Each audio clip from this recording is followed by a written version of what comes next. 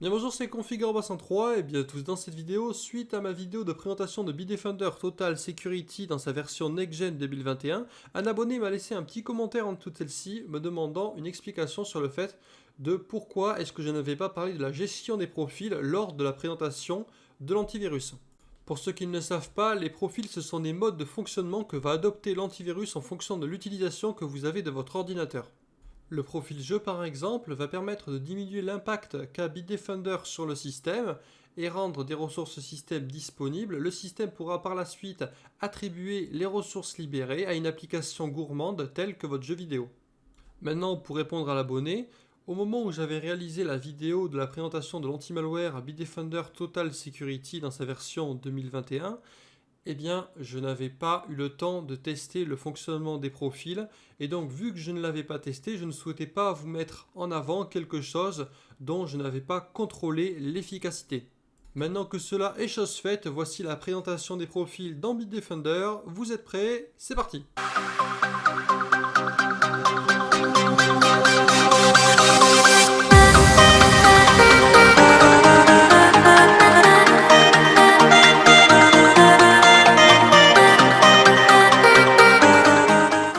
Pour commencer, vous allez tout d'abord ouvrir votre antivirus Bitdefender afin de vous rendre dans l'onglet utilitaire.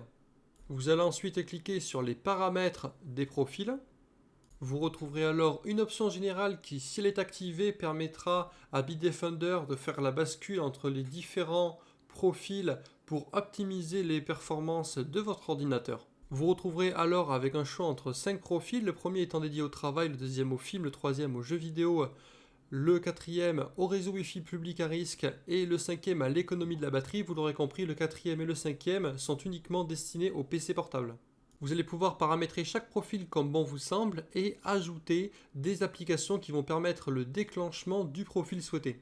Pour ma part, je vais utiliser l'application Microsoft Teams comme application permettant le déclenchement du profil travail. Je vais pour cela récupérer le chemin d'accès de l'application dans mon ordinateur et par la suite l'indiquer à Bitdefender. Vous pourrez ainsi paramétrer chacun des profils en y ajoutant les applications que vous souhaitez utiliser pour que Bitdefender puisse déclencher la bascule des profils. Pour ma part, pour ce qui est du profil film, je vais demander à Bitdefender de se déclencher lorsque VLC Media Player est lancé. Je pense que les profils dans Bitdefender sont vraiment une très bonne chose et permettent de gagner en efficacité, mais je pense également que cela peut engendrer un risque. Admettons que vous soyez en profil jeu et qu'en même temps vous décidiez d'ouvrir votre navigateur internet et que par mégarde vous récupérez un programme malveillant, eh bien Bitdefender ne sera pas en configuration optimale pour réagir et traiter la menace. Pour ce qui est du profil jeu, un paramètre à mon sens essentiel n'est pas coché, qui est le fait de reporter les mises à jour automatiques de Windows. Pour moi, c'est quelque chose d'essentiel parce que d'une part, cela a un impact sur votre connexion Internet, mais surtout, cela peut tout simplement vous demander de redémarrer votre machine, donc vous afficher des notifications ou faire quitter votre jeu et ça peut être très embêtant.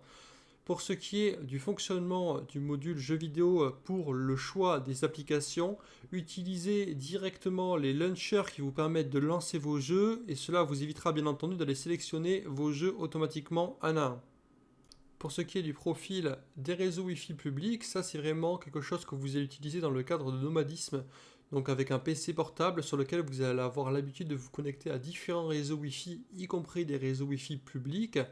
L'utiliser sur une unité centrale, quand même elle a une carte réseau Wi-Fi, ça n'a pas de grande utilité parce que lorsque vous avez une unité centrale, généralement vous connectez à votre réseau Wi-Fi domestique chez vous et donc vous amusez pas à vous connecter sur des réseaux Wi-Fi inconnus.